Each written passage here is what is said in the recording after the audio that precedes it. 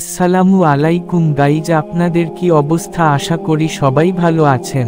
তো বেশি কথা না বলে চলুন আজকে ভিডিও শুরু করা যাক। শিশু নবীর কষ্টের জীবনী, মহানবী হযরত মুহাম্মদ এর ছোটবেলার আশ্চর্য কাহিনী।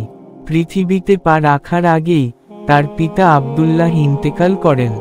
নবীজি জন্ম নেন এক অনাথ শিশুরূপে। কষ্টের গল্প শুরু হয় তখনই। মা আমেনা ভালোবাসার আগুনে তাকে আগলে রাখেন বুকে। তার চোখের দিকটি দেখে সকলের মনে জাগে প্রশান্তির সুখে। নবীজির জন্মদিন ছিল 12ই রবিউল আউয়াল, এক শুভ রাত্রি। পৃথিবী আলোকিত হল, যেন নেমে এলো এক পবিত্র বাতি। আত্মীয় স্বজন অবাক হয়ে দেখল শিশুর মুখের জ্যোতি। বালক মুহাম্মদ যেন স্বয়ং রহমত হয়ে এলো মানুষের প্রতি। বেশ কিছুদিন তাকে পাঠানো হলো হালিমা সাদিয়ার ঘরে। গ্রামের নির্মল বাতাসে বড় হয়ে উঠলেন দয়ার মধুর সুরে। হালিমার ঘরে বরকতের বন্যা, দুধের বকরিও দিত বেশি দুধ। তার আসার পরেই হালিমার সংসারে জাগে সুখের সুগন্ধ। একদিন দুটি ফেরেশতা এসে তার বুক চিরে কলিজা ধুয়ে দিল। শয়তানের ছোঁয়া মুছে দিয়ে আল্লাহ তার অন্তরকে পাক করে তুলল। এই ঘটনা দেখে হালিমা ভয় পেয়ে তাকে ফিরিয়ে দিলেন মায়ের কোলে।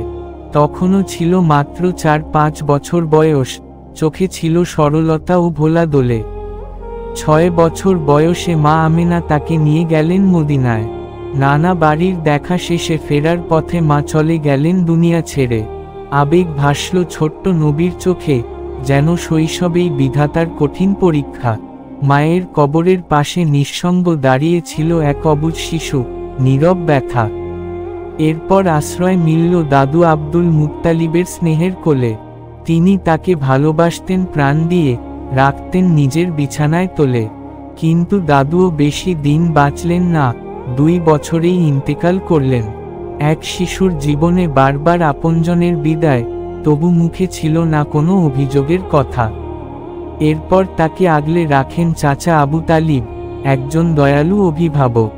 তিনি ছিলেন গরিব, কিন্তু ভাতিজার প্রতি ছিলেন সবসময় অটল ও দৃঢ়। শিশু মুহাম্মদ ছাগল চড়াতেন, কখনো পাহাড়ে, কখনো মরুপথে। অভাবের মাঝে বেড়ে উঠতেন, তবু মুখে থাকত ধৈর্য আর তৃপ্তির কথা। তার সততা ও সত্যবাদিতা এতটাই প্রখর ছিল ছোট বয়স থেকেই। সকলেই ডাকত তাকে আল আমিন। বিশ্বাসযোগ্যতায় ছিলেন অতুলনীয় এক ব্যক্তিত্ব। চাচার সঙ্গে ব্যবসায় যেতেন সিরিয়ায়, দূর দেশের বাজারে। বুদ্ধি, ন্যায্যতা আর চরিত্রের গুণে সবার মন জয় করতেন সহজ ভাষায়। একদিন এক খ্রিস্টান পাদ্রী দেখলেন শিশুর পিঠে নবুয়তের নিদর্শন। তিনি বললেন, এই শিশুই হবে শেষ নবী, আসমানি বার্তার বাহক। সম্মান। ছোটবেলায় তাকে নিয়ে অনেক আশ্চর্য ঘটনা ঘটত। কখনো মেঘ তাকে ছায়া দিত, কখনো বন্য প্রাণীও ছিল অনুগত।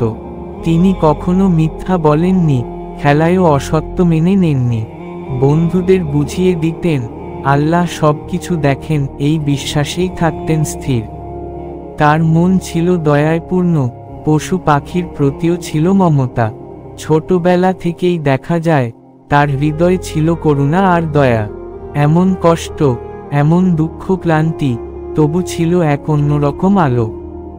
এই শিশুটি হবেন একদিন পৃথিবীর শ্রেষ্ঠ আদর্শ, নবী হিসেবে যার হবে জ্যোতি বিশাল। শিশু নবীর জীবন আমাদের শিখায় কষ্টে ধৈর্য রাখতে, ত্যাগে সুন্দর জীবন গড়তে, আর ভালোবাসায় পৃথিবীকে রাঙাতে। আসুন আমরা তার শৈশব থেকে শিক্ষা নিয়ে ধৈর্য, সত্যবাদিতা আর নৈতিকতা আঁকড়ে ধরি। শিশু মুহাম্মদ ছিলেন আল্লাহর পরিকল্পনায় গড়া শ্রেষ্ঠ মানব। আমাদের আদর্শ চিরন্তন করি।